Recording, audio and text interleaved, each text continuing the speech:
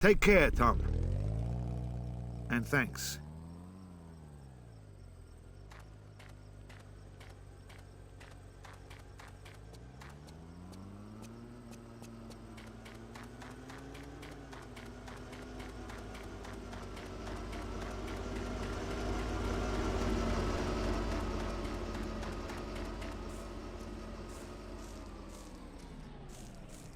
Hey, Victor, I finally fixed it. Good as new. Make sure you get to a gas station before going too far, though. There is not much gas left. There's one just down the road. I know the way. Should be okay. Thanks. I'll stop here by the end of the week, all right? Sure. Drive safely.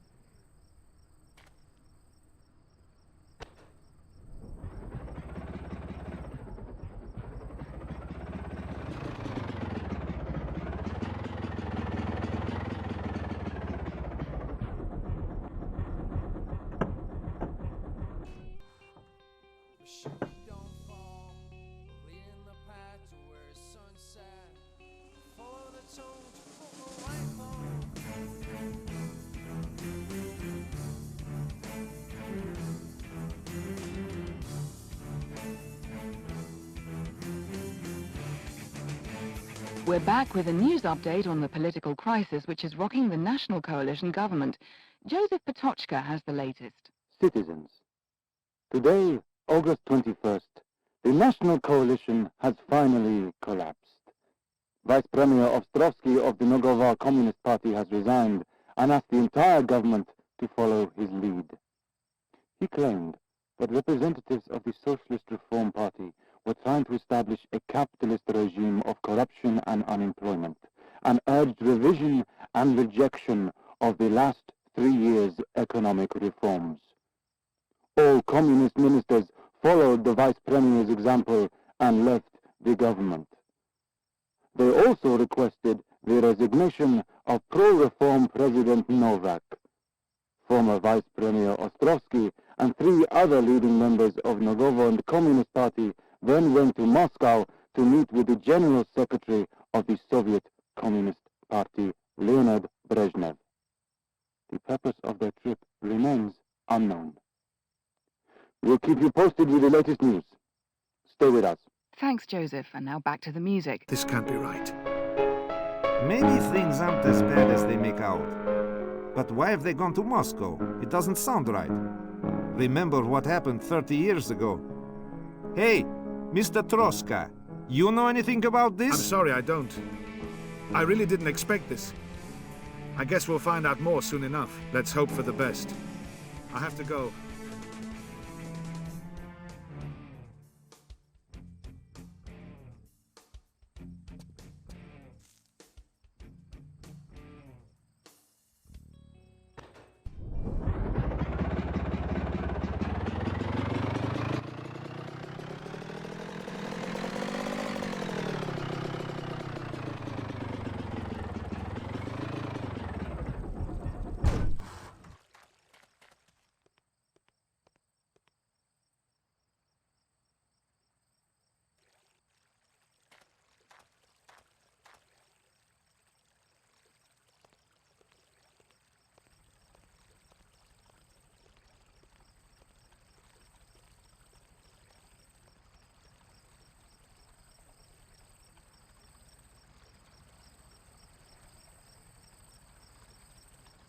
Good morning. How are you today? Terrible weather, isn't it? Have I any letters? Yes, you have everything on your desk.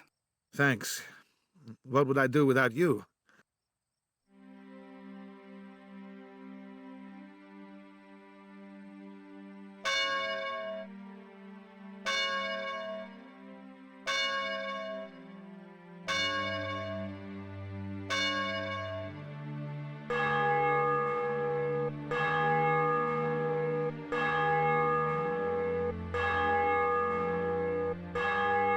Hey, Liz, it's me. Yep, fine. I had a little time, so I rang you. Definitely. Yes, that should be fine. The day after tomorrow, then. Take care. Me too. As some of you already know, a contingent of Soviet troops has entered our country. Please hold on for a message from President Novak. Dear fellow citizens, our country is at a crossroads. The Communist Party leaders have turned their backs on our constitution and all the principles of our democracy. They have betrayed our nation to the communist leaders of the Soviet Union.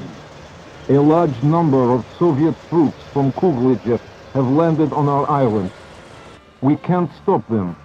Our militia forces are ineffective. Accordingly, I have ordered all our units to surrender and lay down their weapons. I ask you all not to provoke the Soviet soldiers, to avoid unnecessary violence. Return to your homes, and for your own security, remain there. I have requested the international community to take action against this occupation, this act of unprecedented aggression against our sovereign state. Dear fellow citizens, help each other in this testing time for our nation.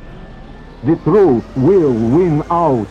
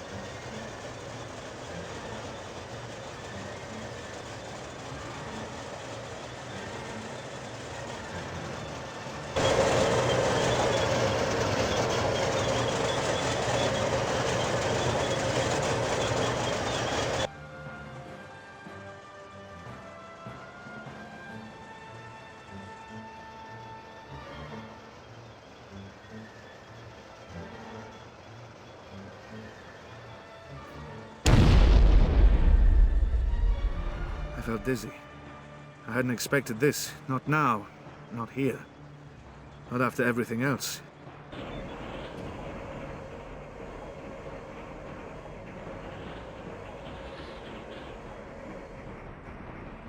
Comrades from Nogovo Republic, we are not your enemies. We are here to help you establish a new socialist order. Remain calm. Return to your houses and cooperate with our troops. Be sure to follow our instructions, and all will be well. A curfew will be established in all towns and villages. Our troops may need to use some of your properties to support our mission. We urge you not to resist, or we cannot guarantee your safety.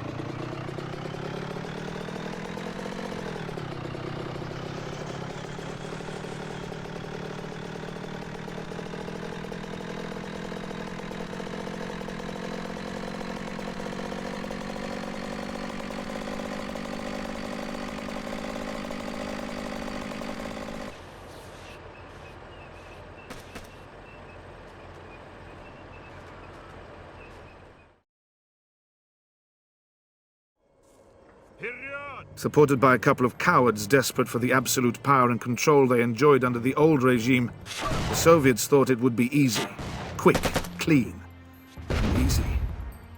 They didn't expect resistance, but the people of Nogovo were willing to take up arms in equally righteous desperation. The army was supposed to dissolve itself. However, many soldiers held fast and fought against the invasion, with all the spirit and courage they could muster. But courage was not enough. People were dying all around me, and I was sitting quietly in my living room, not fighting, just thinking. I'd returned home to this island in search of peace after so much fighting, so much bloodshed. I tried to hide, but war had found me once again.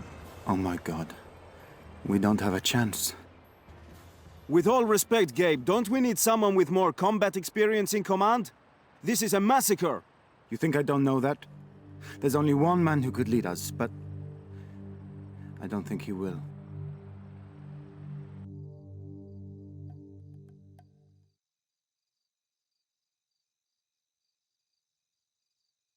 Hey, who's there? Come on out.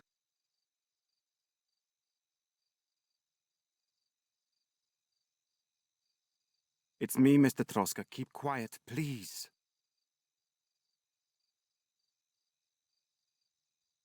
Gabriel, what are you doing here?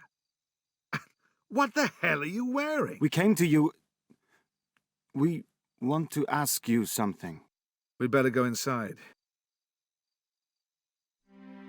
They didn't know what to say. Then they started to talk, and it was like running a film from my past. A past I wanted to forget forever. Gabe, you're talking about starting a war. There's no way you're equipped to take on these guys. You're right. A war. But what else can we do? Watch them steal our country?